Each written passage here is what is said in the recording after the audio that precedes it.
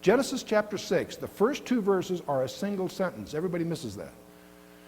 Genesis 6, verse 1 and 2 are a single sentence. And it came to pass when men began to multiply on the face of the earth, and daughters were born unto them, that the B'nai Ha-Elohim, the sons of God, a term used exclusively for angels in the Old Testament, saw the daughters of men that they were fair, and they took them wives of all which they chose.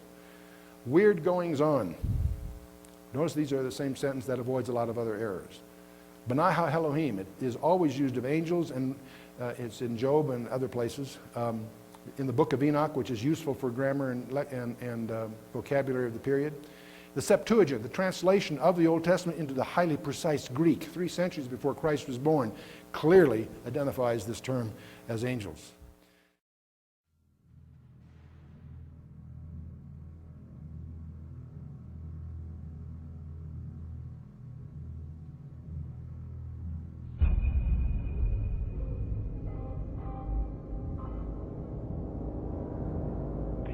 So you make a list of hypotheses.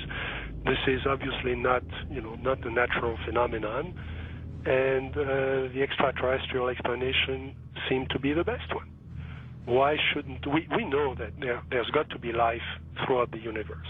So why shouldn't it be able to come here, especially since there must be civilizations there that are thousands, if not millions of years ahead of us? But then, as you get more and more data, you realize that's not what the witnesses are describing.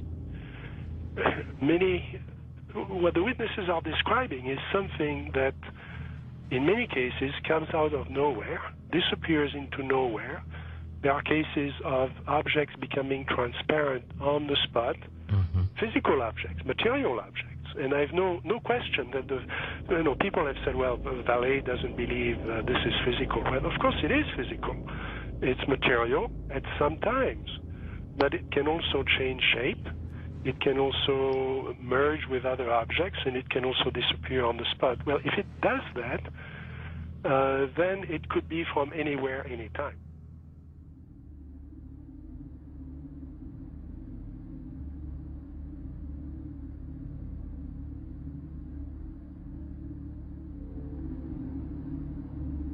We always try to, to discredit the old legends, trying to say, no, these people were crazy, they thought everything was possible.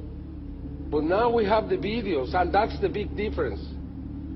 Could you believe there are videos now of probably angels in the sky?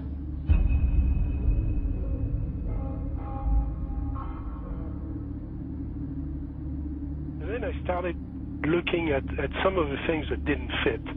And one of the things that I had to ask is, when did this actually start? Every UFO book starts with, on June 24, 1947, Kenneth Arnold saw something about Ukrainians. Well, that's not really true. I mean, we have data from the 30s and the 20s and from 1896 and 1897 all over the United States, and then you can go back in history. And many people don't want to hear that. They want to hear that this is, if you follow the first level extraterrestrial theory, then ETs, discovered us when the atom bomb went off and they came here to study us. Well, that's not what the data says. So when did it start? And I found an enormous wealth of data going back to medieval times and even before. Of course, as you go back in history, you lose the cultural context, and it's harder to understand the data. But in medieval times, there were records, especially the records of the church, that were kept very, very carefully about strange phenomena. The skeptics are always saying, well, give us your best case and we'll take it apart. There is no such thing as one best case in any field. You have to look at an accumulation of cases and look for patterns, and then that's how the phenomenon reveals itself to you. And for a long period of time, or for a period of time, I believed it was extraterrestrial. I now believe it is interdimensional, the phenomena. In other words, we're looking at so-called spirit beings from another dimension. And I back this up in the new book by equating it to ancient manuscripts where these beings manifested to human beings and what their reactions were, and then comparing it to reactions present day of people who have had encounters, and the similarities are striking. Because first of all, you say to yourself, why would let's say anyone deliberately crash saucers in Roswell, New Mexico, and then allow the bodies to be retrieved? What are these bodies, in fact? And it took me a long time to figure this out. And this is a theory, okay? There's a difference between the grays, the little guys, right, that we see that have now been enculturated with the big black slanted eyes that are about 4 feet tall, all right? Those, let's just call them the grays because pretty much everyone knows them as grays. But there's another creature which people and abductees talk about that they see on board the ships, and these are tall beings, and they assume different forms. Sometimes they can appear as reptilian, other times they can appear as insectoid, other times they can appear as Nordic. In other words, in my opinion, they're shapeshifters. Now, why would I say that? What backs it up? There's a scripture, once again, from our spiritual handbook, which says that basically fallen angels can appear as angels of light if they so choose. Okay. They can appear as angels of light if they so choose. That's a shapeshifter, but it shapeshifts. It can appear as whatever it wants to appear.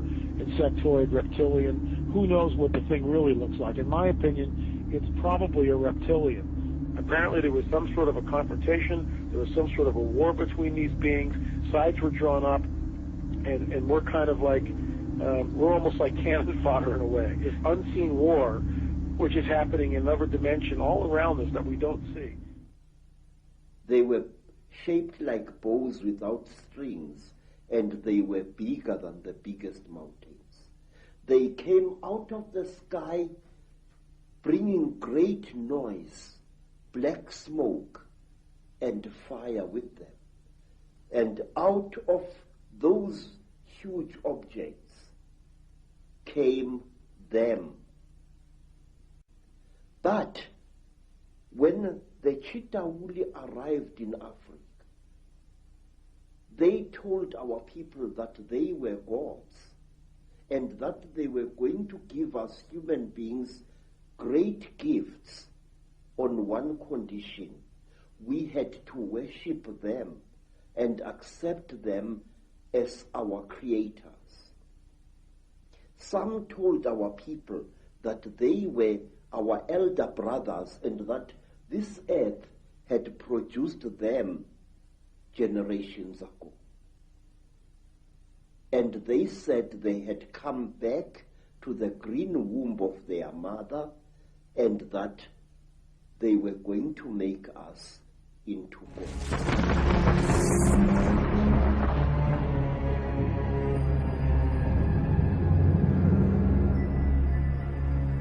3,500 years ago, during the reign of King Thutmose III, ancient Egypt was invaded by spherical UFOs which were described as circles of fire. According to ancient papyrus, these spherical UFOs filled the sky for several days.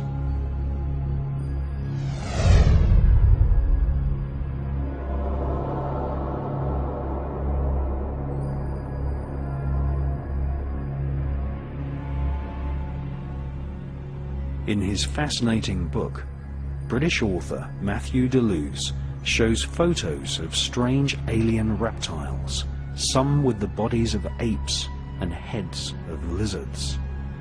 These can be found on the walls of the Temple of Hathor at Dendera in Egypt. Here we see reptilian humanoid creatures alongside pharaohs and bird-headed beings.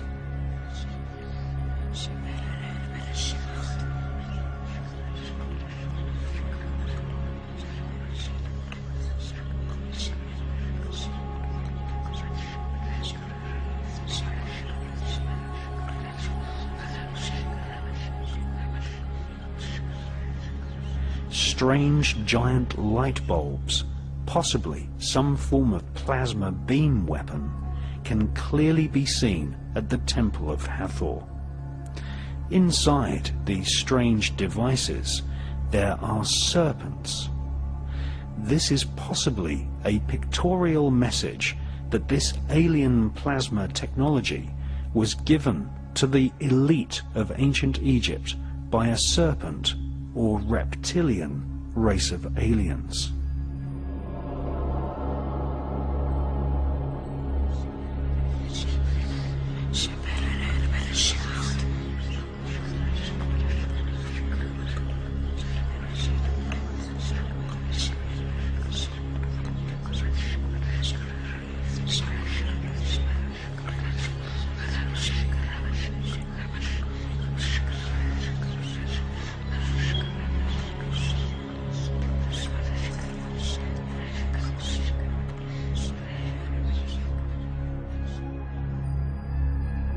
Like the Antikythera mechanism from ancient Greece and the Baghdad battery, this plasma technology was a closely guarded secret technology reserved for the use of the elite in ancient Egypt.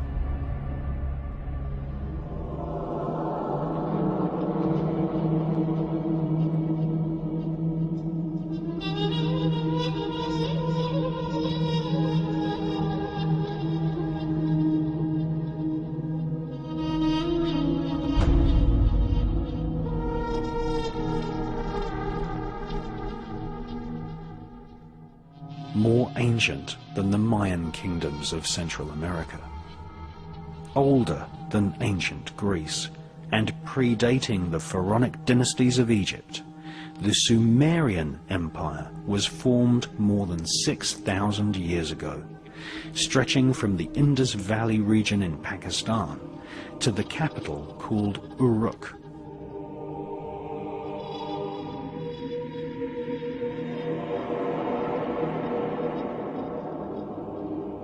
Sumeria is known as the cradle of civilization.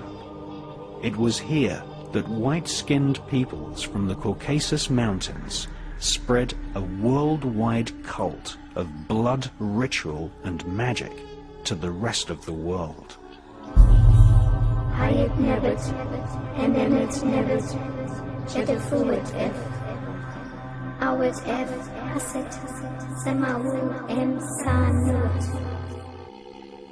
Two authors, Zechariah Sitchin and the British genius John Marco Allegro, who translated large parts of the Dead Sea Scrolls, studied ancient Sumerian clay tablets, which were discovered at Nineveh in the 1800s.